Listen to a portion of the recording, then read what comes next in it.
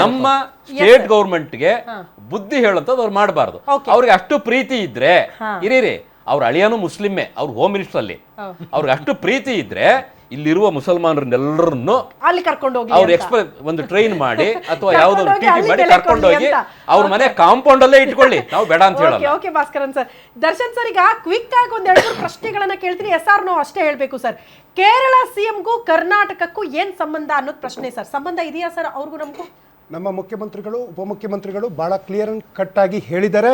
ಪಿಣರಾಯಿ ವಿಜಯನ್ಗೆ ನಮ್ಮ ಕರ್ನಾಟಕದ ಇಂಟರ್ನಲ್ ಏನು ಪೊಲಿಟಿಕ್ಸ್ ಇದೆ ಅದರಲ್ಲಿ ತಲೆ ಹಾಕೋದು ಬೇಡ ಅಂತೇಳಿ ಅದಕ್ಕೆ ಒತ್ತಾಗಿ ಇನ್ನೊಂದು ಹೇಳ್ತಾ ಇದ್ದೀನಿ. ಟ್ವೀಟ್ ಏನೋ ಆಯ್ತು, ಆಮೇಲೆ ಅವ್ರ ಒಂದ್ 3 ಜನ ಸಂಸದರು ಬಂದ್ರು, ಎಲ್ಲ ಖಾಲಿ ಡಬ್ಬ ಅಂತ ಗೊತ್ತಾಯ್ತು. ಇವತ್ತು ಯಾವನಿದ್ದಾನೆ? ನಾನು ನಿಮ್ಗೆ ಕಂಟಿನ್ಯೂ ಮಾಡಕ್ ಟೈಮ್ ಕೊಡ್ತೀನಿ, ಬಟ್ ಪ್ರಶ್ನೆ ಇರೋದು ಕ್ವಿಕ್ ಆಗಿ, ಈ ಡೆಮಾಲಿಷ್ ಮಾಡೋದಕ್ಕೆ ಹೋದ್ರಲ್ಲ ಸರ್ ಅಧಿಕಾರಿಗಳು JCB ತಗೊಂಡು, ಆಗ CM DCM ಗಮನಕ್ಕಿದ್ದೇನು? ಅಲ್ಲಿ ಯಾರೋ ವಲಸಿಗರು ಬಂದಿದ್ದಾರೆ, ಅಕ್ರಮವಾಗಿ ನೆಲೆಗೊಂಡಿದ್ದಾರೆ, ಅಷ್ಟು ಮನೆಗಳು ಧ್ವಂಸ ಆಗುತ್ತೆ, ನಾಳೆ ದಿನ ಆ ಸಂತ್ರಸ್ತರಿಗೆ ಮನೆ ಕಲ್ಪಿಸ್ಕೊಡ್ಬೇಕು, ಈ ಆಲೋಚನೆ ಇತ್ತ?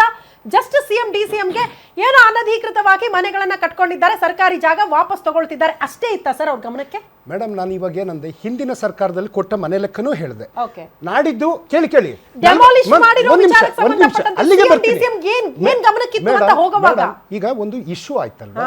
ಇಶ್ಯೂ ಆದ್ಮೇಲೆ ಖುದ್ದು ಉಪಮುಖ್ಯಮಂತ್ರಿಗಳು ಹೇಳ್ತಾರೆ, ನಾನು CM ಅವ್ರ ಜೊತೆ ಚರ್ಚೆಗೂ ಮೊದಲು ನನ್ನ ಕಣ್ಣಾರೆ ನೋಡಬೇಕು ಅವ್ರು ಯಾರು ಏನು ಅಂತ. ಅಲ್ಲಿ ನಿವಾಸಿಗಳ ಜೊತೆ ಮಾತಾಡಿದ್ರು, ಅವರು ಆಧಾರ್ ಕಾರ್ಡ್ ವಿಚಾರ ನಾನು ಕ್ಲಿಯರ್ ಆಗಿ ಹೇಳಿದೆ, ಯಾವ ಮನೆಗಳ ಆಧಾರ್ ಕಾರ್ಡು ಅಲ್ಲಿ ಬಂದು ತೋರಿಸಿರಿ. ಈಗ ನಾನು ಈ ಜಾಗದಲ್ಲಿ ನಿಂತ್ಕೊಂಡ್ಬಿಟ್ಟು ಇದು ನನ್ನ ಆಧಾರ್ ಕಾರ್ಡು ಬರ್ಕೊಟ್ಬಿಟ್ಟು ಪಬ್ಲಿಕ್ ಟಿವಿ ಅಂದ್ರೆ ಅದು ಗ್ಯಾರಂಟಿ ಟಿವಿ ಅಂತಂದ್ರೆ ಅದು ಸಾಧ್ಯನಾ? ಅಥವಾ ನಿಮ್ ಕಾಂಪೌಂಡ್ ಒಳಗಡೆ ಬಂದ್ಬಿಟ್ಟು ನಾನೊಂದು ಶೆಡ್ ಹಾಕೊಂಡು ಇದು ನಂದೇ ಜಾಗ ಅಂತ ಹೇಳಿದ್ರೆ ಸಾಧ್ಯನಾ? ನನಗೊಂದು ಕ್ಲಾರಿಟಿ ಸಿಗ್ತಾ ಇಲ್ಲ ಸರ್. ಈಗ CM DCMಗೆ ಅಲ್ಲಿ ಹೋಗಿ ಡೆಮಾಲಿಷ್ ಮಾಡೋ ತನಕ ಕೂಡ ಕಾಮನ್ ಆಗಿ ಎಲ್ಲೆಲ್ಲಿ JCBಗಳು ಘರ್ಜಿಸುತ್ತಲ್ಲ, ಅಕ್ರಮವಾಗಿ ಮನೆಗಳನ್ನ ಕಟ್ಕೊಂಡು ತೆರವು ಕಾರ್ಯಾಚರಣೆ ಆಗ್ತಾ ಇತ್ತಲ್ಲ, ಅಷ್ಟು ಮಾತ್ರ ಗಮನಕ್ಕಿತ್ತು.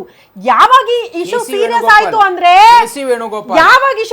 ಆಯ್ತು ಅಂದ್ರೆ ಒಂದು ಕೇರಳ CM ಟ್ವೀಟ್ ಮಾಡಿರೋದು ಒಂದು ಪಕ್ಕಕ್ಕಿಟ್ರೆ, ನೆಕ್ಸ್ಟ್ KC ವೇಣುಗೋಪಾಲ್ ಅವರೇ ತಾಕೀತು ಮಾಡಿದ್ರಂತೆ, ಮಾನವೀಯತೆಯ ದೃಷ್ಟಿಯಿಂದ ನೋಡಬೇಕಾಗಿತ್ತು, ಅವರ ಮನೆಗಳನ್ನ ಒಡೆದು ಹಾಕೋಕ್ಕೂ ಮುಂಚೆ ನೀವು ಆಲೋಚನೆ ಮಾಡಬೇಕಾಗಿತ್ತು ಅಂತ. ಮಾನವೀಯತೆಯ ದೃಷ್ಟಿಯಲ್ಲಿ ನೋಡೋದಾದ್ರೆ ರಾಜ್ಯದ ಅಷ್ಟು ಭಾಗಗಳಲ್ಲಿ ಯಾರು ಅಕ್ರಮವಾಗಿ ಮನೆಗಳನ್ನ ಕಟ್ಕೊಂಡಿದ್ದಾರೆ ಅಷ್ಟು ಜನರನ್ನ ಕೂಡ ಅದೇ ಮಾನವೀಯತೆಯ ದೃಷ್ಟಿಯಿಂದ ನೋಡಬೇಕಾದ ಜವಾಬ್ದಾರಿ ಯಾರ್ದಂಗಾದ್ರೆ ರಾಜ್ಯ ಸರ್ಕಾರನ. ಹಂಗಾದ್ರೆ ಎಲ್ಲಿ ಜಾಗ ಸಿಗುತ್ತಲ್ಲ ಸರ್, ನಾಳೆ ದಿನ ವಿಧಾನಸೌಧದ ಮುಂದೆ ಹೋಗಿ ಮನೆ ಕಟ್ಕೊಂಡ್ರು ಕೂಡ ಅದನ್ನ ಬಿಟ್ಬಿಡ್ತೀರಾ ನೀವು ಅನ್ನೋದು ಪ್ರಶ್ನೆ. ನಾನು ಅದಕ್ಕೆ ಇವಾಗ ನಿಮ್ ಕಾಂಪೌಂಡ್ ಹೇಳ್ದೆ, ನೀವು ವಿಧಾನಸೌಧ ತನಕ ಹೋಗ್ತಾ ಇದ್ದೀರಾ ಮೇಡಮ್. ಇವಾಗ KC ವೇಣುಗೋಪಾಲ್ ಅವರು ನಮ್ಮ ಪಕ್ಷದ AICC ನಲ್ಲಿ ಜನರಲ್ ಸೆಕ್ರೆಟರಿ ಆಗಿದ್ದಾರೆ. ಅವರು ಇದೊಂದೇ ಅಲ್ಲ, ಕರ್ನಾಟಕದ ಯಾವುದೇ ವಿಚಾರ ಬಂದಾಗ ಪಕ್ಷಕ್ಕೆ ಕೇಳುವಂತ ಕೆಲಸವನ್ನ ಅವರು ಮಾಡ್ತಾರೆ. ಅದರಲ್ಲಿ ಅಲ್ಲಿ ಕೇರಳ ಮುಖ್ಯಮಂತ್ರಿ ಒಬ್ರು ಟ್ವೀಟ್ ಮಾಡಿದಾಗ ಆಸ್ ಯೂಶುವಲ್ ಅವರು ರಾಜ್ಯಸಭಾ ಮೆಂಬರ್ ಇದ್ದಾರೆ, ಸಾಂವಿಧಾನಿಕ ಹುದ್ದೆನಲ್ಲೂ ಇದ್ದಾರಲ್ಲ, ಅವರು ಏನಾಗಿದೆ ಅನ್ನುವಂಥ ಪ್ರಶ್ನೆ ಎತ್ತಿದ್ರು. ಆದ್ರೆ ಪಿಣರಾಯಿ ವಿಜಯನ್ಗೆ ಮೇಡಮ್ ಒಂದು ಚಿಕ್ಕದು ಉದಾಹರಣೆ ಕೊಡ್ತೀನಿ. ಈಗ ನಮ್ಮ ದೇಶದಲ್ಲಿ ಆಪರೇಷನ್ ಸಿಂಧೂರ ಆಗ್ಬೇಕಾದ್ರೆ ಅವ್ನು ಯಾರೋ ಟ್ರಂಪ್ ಬಂದ್ಬಿಟ್ಟು ಯುದ್ಧ ನಿಲ್ಲಿಸಿ ಅಂದ ತಕ್ಷಣ ಯುದ್ಧ ನಿಲ್ಲಿಸ್ಬಿಟ್ಟು ದೇಶ ಜಾಗತಿಕ ಮಟ್ಟದಲ್ಲಿ ಗೌರವ ಹಾಳಾಯ್ತಲ್ಲ. ಇದೇ ಅಲ್ಲಲ್ಲ, ನಾವು ಆತಂಕವರಲ್ಲ. ಟ್ರಂಪ್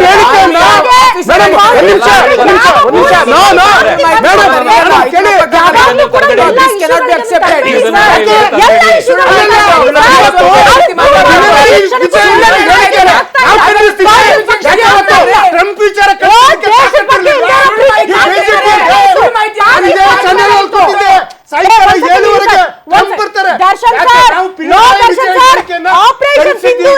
ಪ್ರತೀಕಾರ ಆಗಬೇಕು ಅಂದ್ರೆ ಇದೇ CM ಸಿದ್ದರಾಮಯ್ಯನವರು ಯುದ್ಧ ಮಾಡಬಾರ್ದು, ಪ್ರತೀಕಾರ ತೀರಿಸ್ಕೊಳ್ಬಾರ್ದು ಅಂತ ಹೇಳಿದ್ರು.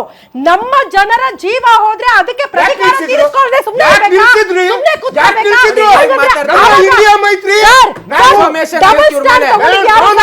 ಡಬಲ್ ಸ್ಟ್ಯಾಂಡ್ ತಗೊಂಡಿದ್ದು ಯಾರು? ಡಬಲ್ ಸ್ಟ್ಯಾಂಡ್ ಯುದ್ಧ ಬೇಡ ಅನ್ನೋದು, ಯುದ್ಧ ಸ್ಟಾರ್ಟ್ ಆದಾಗ ಮುಂದುವರಿಸಿ ಅಂತ ಹೇಳೋದು ಡಬಲ್ ಸ್ಟ್ಯಾಂಡ್. ಇಂಡಿಯಾ ಮೈತ್ರಿಕೂಟ ನರೇಂದ್ರ ಮೋದಿ ಅವ್ರ ಜೊತೆಗೆ ದೇಶದ ಜೊತೆಗೆ ನಾವಿದ್ದೀವಿ, ನೀವೇನ್ ಕ್ರಮ ಬೇಕಿರೋ ತಗೊಳ್ಳಿ ಅಂದ್ವಿ. ಡೈವರ್ಟ್ ಆಗೋದು ನನಗೂ ಇಷ್ಟ ಇಲ್ಲ ಸರ್.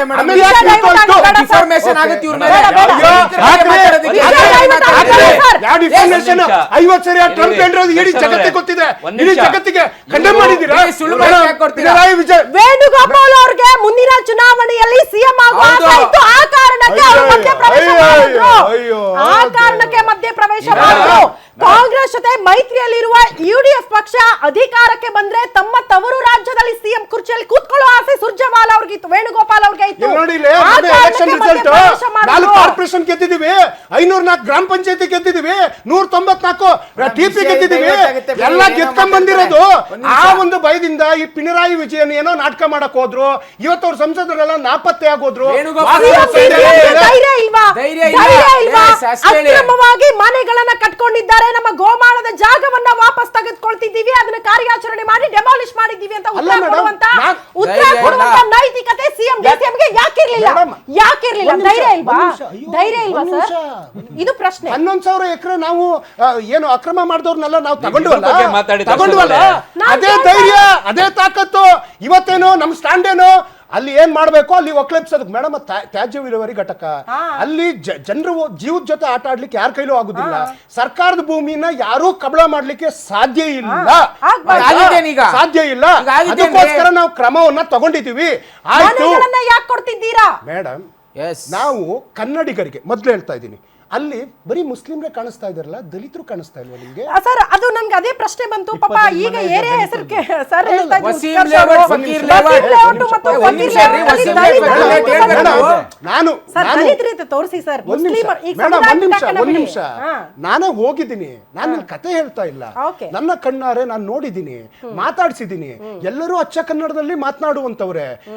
ಆಯ್ತು ಮೇಡಮ್, ಈ ಬಿಜೆಪಿ ಅವ್ರು ಮಾತನಾಡಿದ್ರೆ ಅವ್ರಿಗೇನೋ ಮನೆ ಇಲ್ದವ್ರಿಗೆ ಮನೆ ಕೊಡ್ತೀವಿ ಅಂದ್ರೆ, ಇವರಿಗೆ ದನಗಳ ಮೇಲಿರೋ ಪ್ರೀತಿ ಜನಗಳ ಮೇಲೆ ಹಾಕಿಲ್ಲ ಅನ್ನುವಂಥದ್ದೇ ನಮ್ಗೆ ಬೇಜಾರು ಸಂಗತಿ. ಜನಗಳ ಮೇಲೆ ಯಾಕೆ? ಹೇಳ್ತಾ ಇಲ್ಲ, documents ಅವ್ರ ಕಣ್ಣೀರು ಅವ್ರು ಬೀದಿಲ್ ಮಾಡ್ರಿ. ಕೊಟ್ಟಾಗ ಕಾಣಿಸ್ತದೆ, ಅವ್ರು documents ಅವ್ರಿಗೆ ಚೂರು verification ಕೊಟ್ಟಾಗ ಒಂದ್ ನಿಮಿಷ. ಕೊಡ್ಬೇಡಿ, ಇವ್ರು ಇದು ಸುಮ್ನೆ ತುಷ್ಟೀಕರಣ.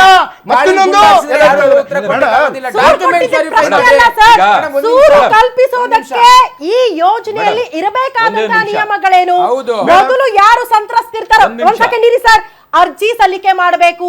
ಅರ್ಜಿ ಪ್ರಕಾರ ಯಥಾವತ್ತಾಗಿ 1 by 1 ಯಾರು ಸಂತ್ರಸ್ತಿರ್ತಾರೋ, ಯಾರು ಫಲಾನುಭವಿಗಳಿರ್ತಾರೋ ಅವರಿಗೆಲ್ಲ ಕೂಡ ಮನೆಗಳನ್ನ, ಸೂರುಗಳನ್ನ ಕಲ್ಪಿಸಬೇಕು. ಅಲ್ಲೂ ಕೂಡ ನಿಯಮಗಳು ಮತ್ತೆ ಇಂಪ್ಲಿಮೆಂಟ್ ಆಗುತ್ತೆ.